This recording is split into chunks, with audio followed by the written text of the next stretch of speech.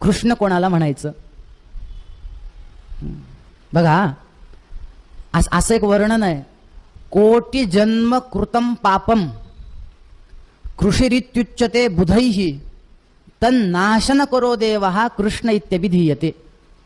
अनेक जन्मांचं केलेलं पाप त्याला म्हणायचं कृष, आणि तन्नाशन करहा त्याचा जो नाश करतो त्याला म्हणायचं कृष्ण. कृष्ण कोणाला म्हणायचं?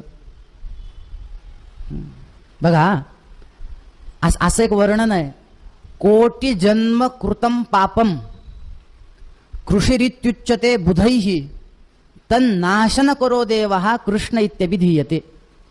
अनेक जन्मांचं केलेलं पाप त्याला म्हणायचं कृष, आणि तन्नाशन करहा त्याचा जो नाश करतो त्याला म्हणायचं कृष्ण. कृष्ण कोणाला म्हणायचं?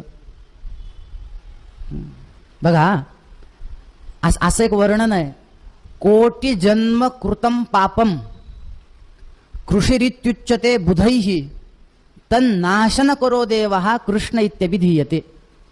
अनेक जन्मांचं केलेलं पाप त्याला म्हणायचं कृष, आणि तन्नाशन करहा त्याचा जो नाश करतो त्याला म्हणायचं कृष्ण.